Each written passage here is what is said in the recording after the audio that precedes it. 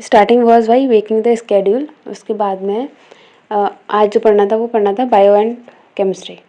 ठीक है, तो आज बायो में किया प्लांट किंगडम, वन शॉट से ही किया था from YouTube, and Vipin sir का लेक्चर था, तो आप लोग देख सकते हो उनका लेक्चर वन शॉट था और टोटली कवर्ड था और शॉर्ट नोट्स की फॉर्म में था, तो वो पूरा रिवाइज भी हो गया एंड उसमें उतना टाइम भी नहीं लगा।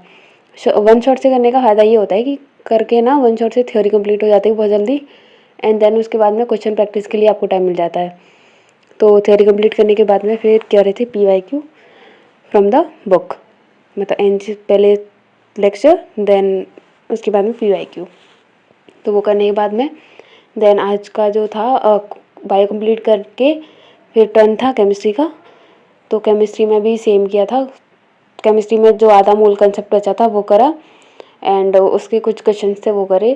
थोड़ी सी थ्योरी बची थी, तो थ्योरी कंप्लीट करने के बाद में मूल कंसेप्ट की प्रैक्टिस करते गए थे, मतलब PYQ जो वो कराते हैं और नॉर्मल क्वेश्चंस जो लेक्चर में होते हैं वो तो अलग थे। एंड उसके अलावा भी जैसे 10 साल के प्रचंड सीरीज़ में हो रहे हैं, उसके अलावा अगर किसी को करने होते हैं तो वो अपनी बुक्स, नोटबुक्स, PYQ जो भी किसी भी पब्लिकेशन की हों उनके अलावा कर सकते हैं। जैसे मैंने उसको रिकमेंड किया है कि 30 साल के PYQ करने हैं।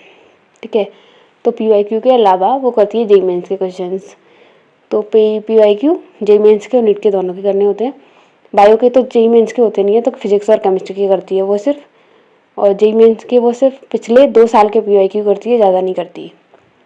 ठीक है, क्योंकि वो बोलती है कि इतना काफ़ी है, और वैसे ही पैटर्न भी चेंज हो गया है।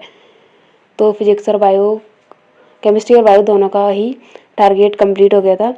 एंड आप लोग बोल रहे थे कि आप लोगों को, मतलब मैंने जो प्लान अपनी बहन को दिया है वो आप लोगों को भी चाहिए, तो मैं उसका डिटेल वीडियो कल अपलोड कर दूँगी, जिसमें मैं आपको फर्स्टली मैं आपको केमिस्ट्री और फिजिक्स का कर दूँगी, हो सका तो तीनों का एक ही साथ कंबाइन कर दूँगी।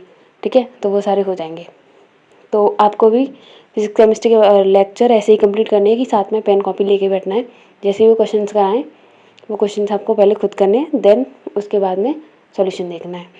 तो उसका डेली का टारगेट कंप्लीट हो रहा है। आप मुझे कमेंट्स में बताना कि किस किस का डेली का टारगेट कंप्लीट हो रहा है, और अगर नहीं हो रहा है तो करने की कोशिश करो, और कोई और हेल्प चाहिए तो वो भी बताओ।